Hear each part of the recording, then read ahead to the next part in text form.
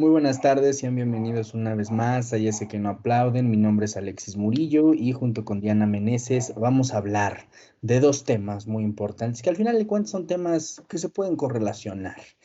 Pero bueno, primero que nada, Diana, ¿cómo estás el día de hoy?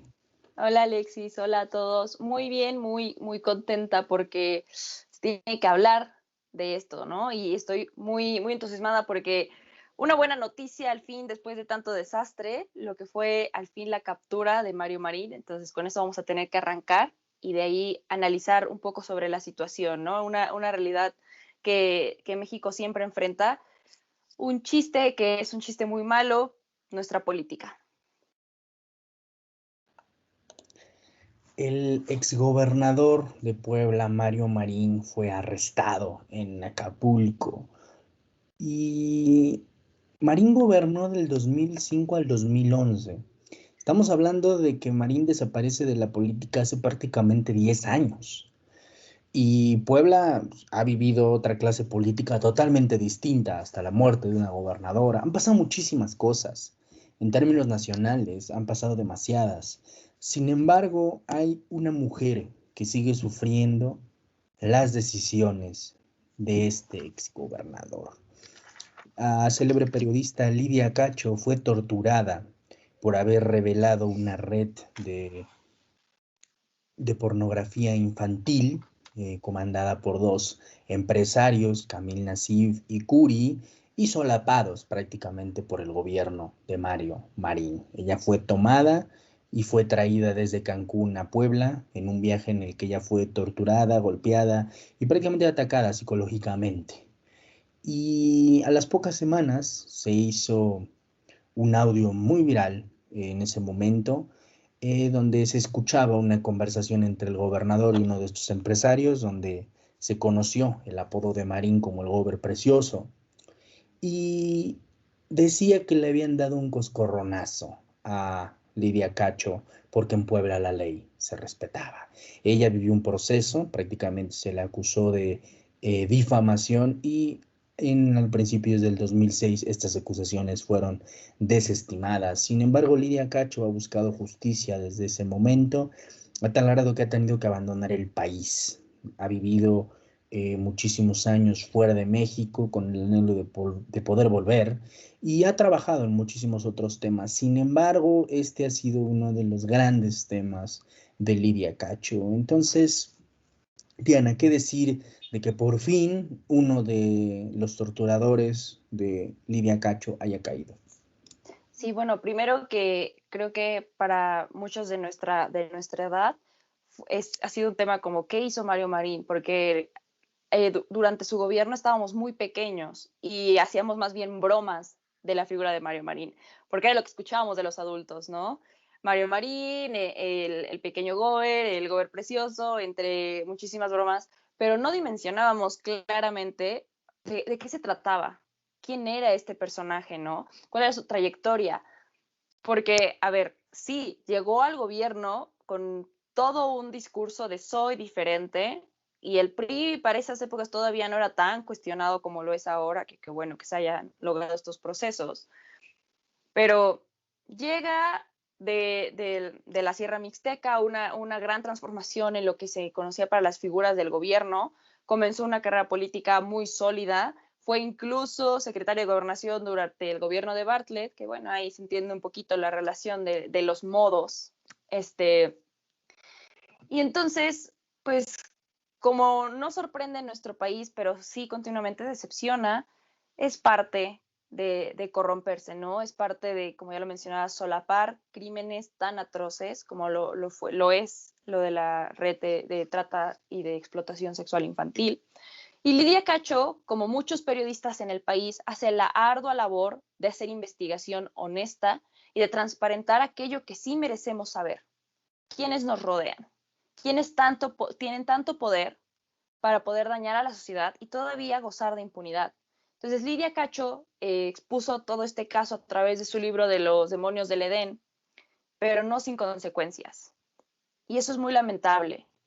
Sin embargo, como ya nos contaba Alexis, lleva años, años en la búsqueda de justicia y una organización muy importante de la libre expresión, muy importante para la defensa de los periodistas, el artículo 19, ha sido clave para dar su protección, ha sido quienes han llevado su caso y que justamente anunciaron que para este miércoles 10 de febrero sabremos por fin cuál es la situación jurídica de Mario Marín, porque si bien ya sabemos que pasó las noches en la cárcel allá en Quintana Roo, no es suficiente. Necesitamos conocer la verdadera sentencia porque, a ver, estos delitos no caducan.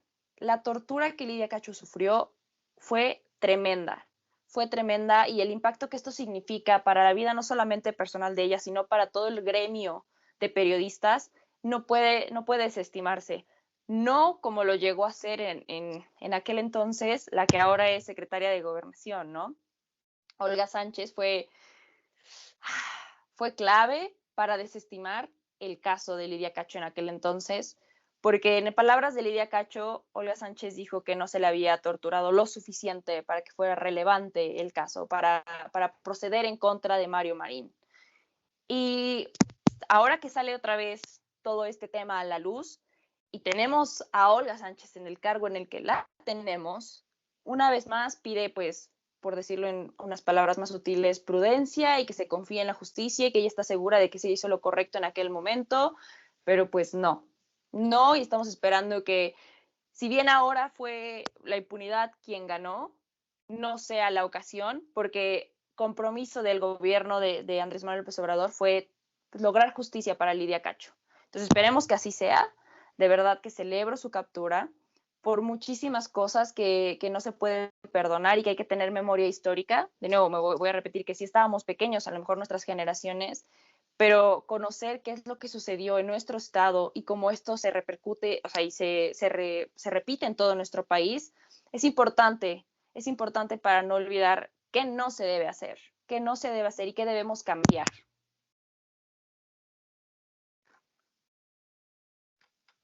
Mencionas a la actual secretaria de Gobernación, Olga Sánchez Cordero, que en su momento era ministra de la Suprema Corte. Y hay que mencionar que ella, hace algunos meses, en nombre del gobierno mexicano, del Estado mexicano, tuvo que pedir disculpas públicas por no dar justicia en su momento a la violación de derechos humanos que vivió Lidia Cacho. Y no fue por voluntad del gobierno, sino porque el Comité de Derechos Humanos de Naciones Unidas dictaminó una resolución a favor de la reportera mexicana, de que su detención fue arbitraria y sufrió fuertes agresiones durante su arresto en el 2005. Y el Estado mexicano tenía la obligación de procesar, juzgar y castigar a los perpetradores. Y se giraron las órdenes de aprehensión contra estos dos empresarios, el hoy exgobernador en prisión, y el futuro de Marín es incierto, en el sentido de que no sabemos cuántos años va a ser condenado, sabemos que hoy está preso, y espero, sinceramente, que la justicia llegue finalmente a Lidia Cacho y quienes prácticamente la humillaron y la torturaron, reciban el castigo que merecen, reciban lo que merecen, porque estas redes de prostitución infantil que Lidia Cacho expuso en su momento siguen operando, siguen allá afuera, y la voz de los periodistas permiten que sus crímenes atroces se detengan, permite la exposición de estas personas con demasiado poder y personas que siguen en el poder, porque sabemos de lo que pasó con Marín y todo este hecho de violación de derechos humanos a Lidia, pero algo que ya denunciaba en los demonios del Edén era una red de empresarios y una red de gobernadores en ese momento, donde estaban incluso priistas famosos, no solo Mario Merín, sino hasta el mismo Gamboa. Es decir, o sea, lo que dijo Lidia en su momento no fue poca cosa. Sí reveló que piezas claves de la política estaban inmiscuidas y empresarios de primer nivel en un negocio criminal, en un negocio perverso. Y Lidia Cacho ha continuado su trabajo, ha hecho otros trabajos periodísticos muy interesantes, ha sido una mujer con muchísima fuerza que ha salido adelante prácticamente con persecución tras ella. Hay que recordar que en 2019 su casa fue allanada y su perro fue asesinado y robaron documentaciones de su casa. Incluso hay varios amigos de ella, como Alberto Ruiz Sánchez, que la escondieron en su casa alrededor de 6 meses para que después pudiera abandonar el país. O sea, la persecución para Lidia Cacho no fue cualquier cosa. O sea, prácticamente vivió a las instituciones de su país tras ella. Diana, para finalizar rápidamente el tema de Lidia Cacho, unos últimos comentarios que quisieras decir. Pues esperando que cada uno de nosotros tengamos pues justamente la intención de no perder el hilo de qué es lo que sucede con el exgobernador Mario Marín. Esperemos que sí se le sentencie, que se le juzgue y cómo se merita, ¿no? Cómo se merita. Y sobre todo también valorar bastante la labor del gremio periodístico porque se ha hecho una chamba que en nuestro país está infravalorada y de verdad que es un trabajo de riesgo totalmente. Si en el país nadie está seguro, los periodistas y su labor los hace aún más vulnerables. Entonces, pues ojalá que se tenga justicia, ojalá que la impunidad no reine una vez más y que sigamos muy atentos de entender que si el sistema parece estar podrido, yo siempre he sido muy, muy positiva, ¿no? No quiere decir que así tenga que permanecer. Entonces, pues, pero hablando un poquito de eso, pues seguramente vamos a tener que profundizar estamos en proceso electoral, uno creería que es la oportunidad de tomar decisiones que cambien el rumbo de nuestro país, ¿no? De tomar decisiones que permitan que este país tan dañado rebase los límites, rebase todos los retos que ha enfrentado y es una excelente oportunidad o excusa para cambiar y renovar los asientos de los distritos, los asientos de quienes toman las decisiones, pero está en duda, ¿no? Saber quiénes representan estas oportunidades. Sí, lo dices bien, iniciamos un proceso electoral prácticamente a finales del año pasado y hoy estamos más cerca de la contienda. Vemos muchísimos partidos que nacen a nivel estatal, a nivel nacional. Vemos otros partidos que se hacen llamar progresistas y con agendas liberales que prácticamente postulan a fanfarrones de la peor nivel del privilegio. Evidentemente estoy hablando de Samuel García, lo voy a decir con todas sus letras, un fanfarrón, que lo voy a decir aquí también. Considero peor la postulación de Samuel García que la postulación de exfutbolistas, la postulación de actores de telenovela. Y lo digo en este tono porque que un personaje así sea postulado es absurdo. Pero Samuel García no es la peor postulación para un gobernador, sino que estamos hablando de que el partido del presidente está por postular a un hombre con acusaciones de violación. Es algo prácticamente inimaginable. Creo que lo de Samuel García es absurdo, esto creo que es criminal, la postulación que se quiere hacer de este hombre. Es decir, ojalá tuviéramos buenos partidos y buenas opciones, ojalá tuviéramos agendas liberales y progresistas a favor de los derechos humanos, los periodistas, que crean en la ciencia, ahora más importante que nunca con todo el tema de la pandemia. Y sin embargo, vemos que partidos nuevos o supuestamente renacientes, que no tienen nada que ver con los partidos anteriores, replican lo peor de sus patrones o aún así prefieren ser partidos ciegos, prefieren ser partidos que están a favor de seguir dándole poder a estas figuras. Y el presidente está hoy en día muy fijado en el tema electoral, sabe que la elección intermedia tiene que ser fundamental para él, para su propia agenda. Y a ver, creo que lo hemos dicho en estos programas anteriormente, ¿no? Si Morena pierde una mayoría en el Congreso, no va a ser algo extraordinario. Y lo digo así porque todo gobierno, todo gobierno, no importa qué tan buen gobierno sea, siempre es desgastado y siempre es castigado en las elecciones intermedias y pierde cierto voto porque gobernar te desgasta. Sin embargo, hay que ver lo que va a suceder. y veremos si la población simplemente está un poco desgastada o la población decide castigar a la administración de López Obrador. Tenemos muchas gobernaturas en juego y las gobernaturas son fundamentales porque los gobernadores prácticamente determinan la política de sus estados. Entonces, la pelea en los estados es algo fundamental. Creo que al final de cuentas los verdaderos cambios políticos son locales, porque el cambio político tiene que venir desde abajo. Desgraciadamente, cuando se sube a lo nacional es más complicado. Entonces, hoy los estados se vuelven fundamentales en temas tan claros, por ejemplo, las legislaciones para el matrimonio igualitario. O sea, lo fundamental, que varios estados no han querido legislar por muchísimo tiempo y prácticamente es por las decisiones de los gobernadores.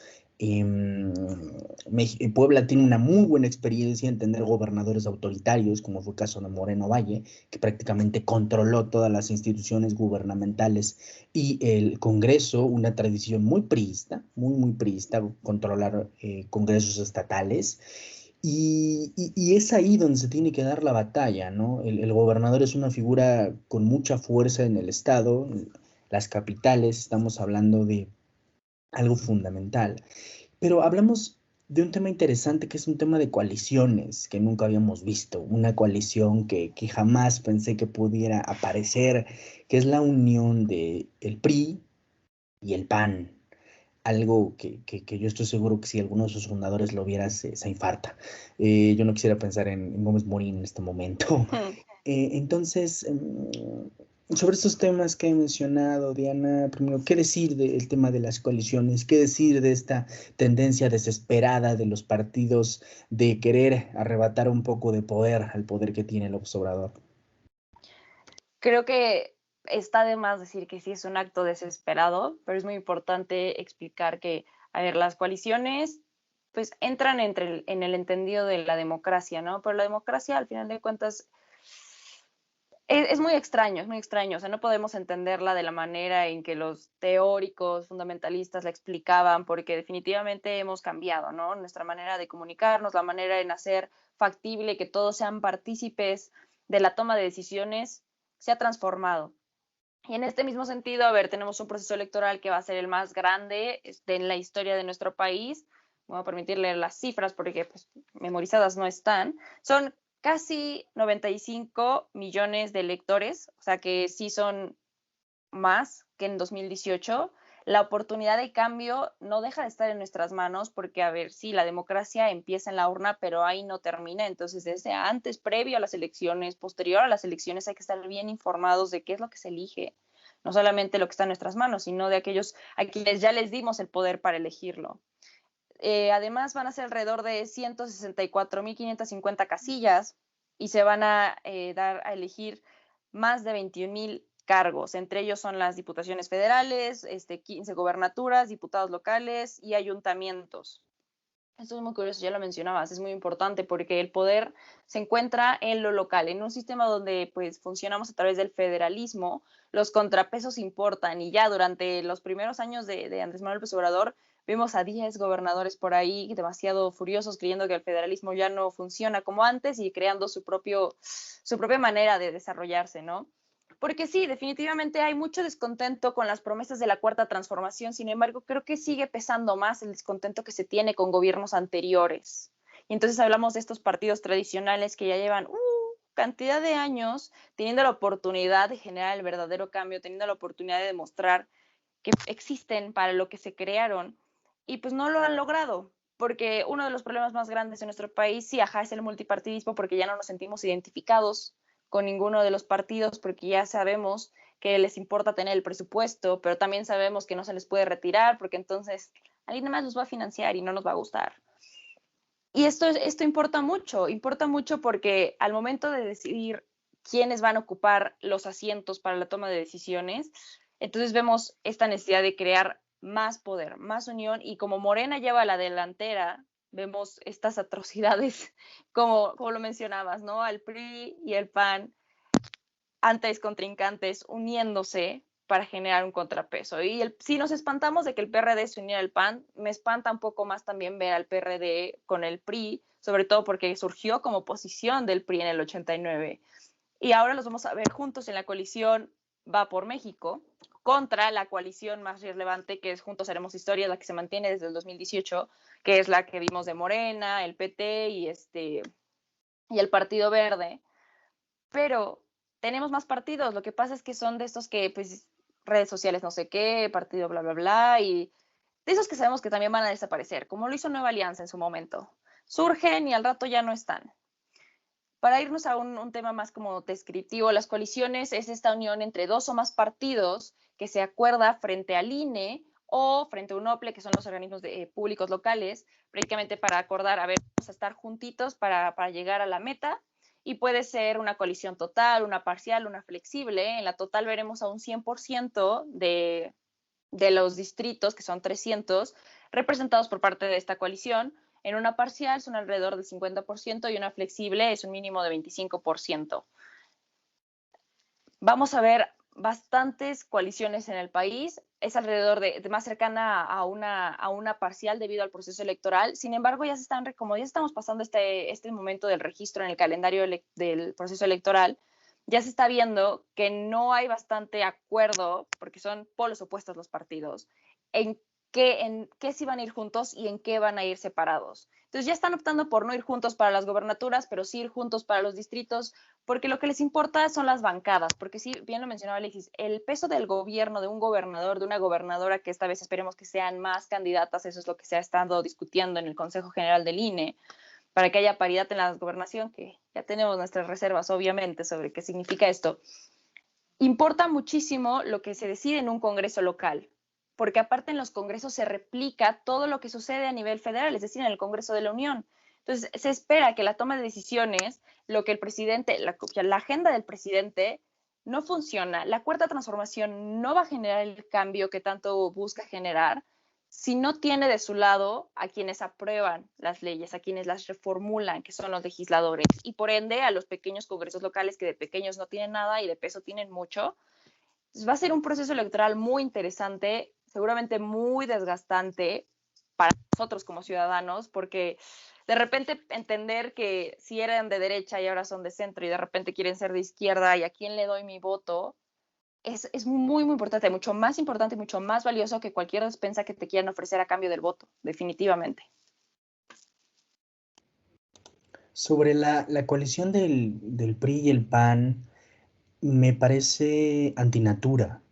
Y no solo por el origen de los partidos, sino porque el partido de mayor tradición de oposición al PRI siempre fue el PAN. O sea, el panismo sí tiene una historia de autonomía y un conocimiento de lo que sabía hacerse la oposición. Sin embargo, del 2000 para acá, han pasado prácticamente 20 años y esa acción nacional se ha desvirtuado. Ese partido ya no existe y vemos ahí al ex candidato presidencial Ricardo Anaya intentando posicionarse políticamente cuando no le bastó crear la peor humillación que un panista ha tenido una presidencial, cuando no le bastó romper la democracia interna del partido para hacerse presidente y cuando no le bastó dejar hoy a un líder nacional que prácticamente ha perdido la brújula de lo que es una oposición política y ha preferido hacer una alianza electoral con su verdadero rival histórico. Sinceramente creo que el panismo está firmando su sentencia de muerte como partido al unirse al PRI, porque el PRI ya no tiene peso a nivel nacional. El PRI tiene fuerza en varios estados y a nivel local, por eso aún gobierna en ciertas gobernaturas y hay estados donde pues, lo ha hecho muy bien. El caso de Yucatán es muy interesante, de cómo el PRI ha sabido hacer las cosas. Sin embargo, jamás lo han sabido replicar después de el gobierno de Peña Nieto a gobiernos que no sean Yucatán. Ahí está el caso de todos los exgobernadores priistas corruptos. Y bueno, en el PRD solo hay tres personas. En el PRD prácticamente ya no hay nadie. O sea, la izquierda fue absorbida por López Obrador o lo que pensábamos que era la izquierda, que ya hoy las identidades políticas y el espectro político está prácticamente desdibujado. Quienes acusan a López Obrador de ser un izquierdoso cercano al comunismo, pues no sé qué presidente están viendo, porque el que yo estoy viendo no tiene nada de izquierda. Es un presidente que es más neoliberal que muchos otros presidentes neoliberales que han estado en administraciones. pasadas, va a ser un proceso electoral donde menos personas votan, siempre en las elecciones intermedias las personas casi no votan.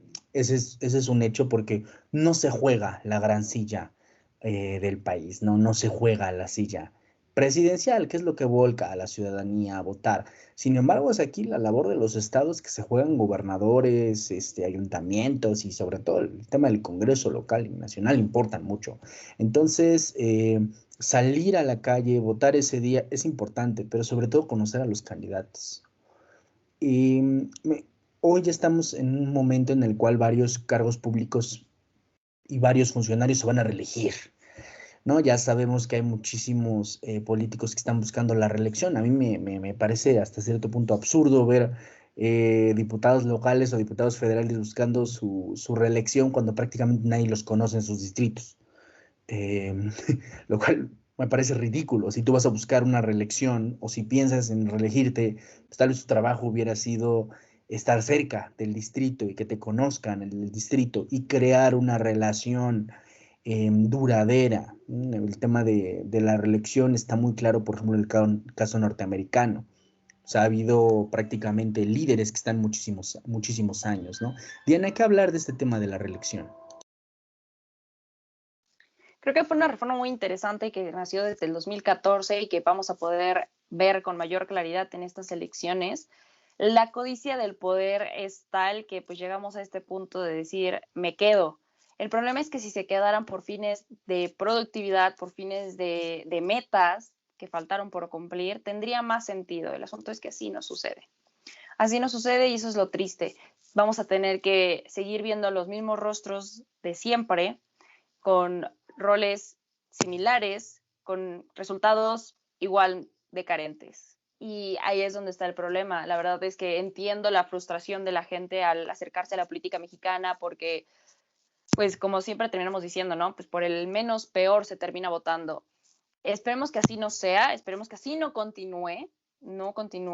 Sin embargo, estas elecciones, si bien no se juega un rol tan importante como el presidencial, sí pueden causarle un efecto tremendo al presidente y a su plan de gobierno. Entonces, yo invito a la gente a que tengan listísima su INE, no vayan a formarse al INE como ya lo han estado haciendo, ya han anunciado que pues no importa si se venció, ciertos periodos, lean un poquito más sobre las fechas, hay oportunidades de votar con su credencial aún vencida del año pasado, por ejemplo, hasta incluso la de 2019. Lo importante es incentivar a que haya participación y participación informada, lo decías muy bien, Alexis, conocer a los candidatos. Igual ya estuvo sentado en esa silla, igual y si quiere volver a sentar en esa silla, pero que tú conozcas por qué la quiere o cuáles fueron los resultados de todo su proceso legislativo del año pasado, de todo el proceso que ha llevado, pues te podré dar una noción de decir, ¿y para qué voto por él si no ha hecho absolutamente nada y ya tuvo la oportunidad? ¿O por qué sí le tengo que dar la oportunidad otra vez? Y si lleva un muy buen ritmo, ¿no? Entonces, en la política hay de todo, y lo importante es entender que el poder sí recae en nuestro voto. Aunque creemos que se puede volver a crear el sistema, no hay que desestimar el poder que tenemos con esa credencial tan preciosa llamada INE. Así es que a lo largo de los próximos meses volveremos al tema de las elecciones intermedias que vive el proceso electoral. Yo creo que todo el mundo ya debe estar un poco harto de los comerciales de los partidos. Pues yo les digo que no se van a acabar, van a seguir por un buen rato. Ya saben cómo funciona esto. Pero más allá de los comerciales, sí, ver hacia la política local, observar la política local y al final de cuentas los representantes públicos, porque están ahí para el servicio del país y el servicio de los ciudadanos que somos todos nosotros. Les agradecemos muchísimo habernos acompañado en esta emisión de Ya sé que no aplauden y los esperamos la próxima semana, donde ustedes ya saben que nosotros tenemos otros datos. Muchísimas gracias.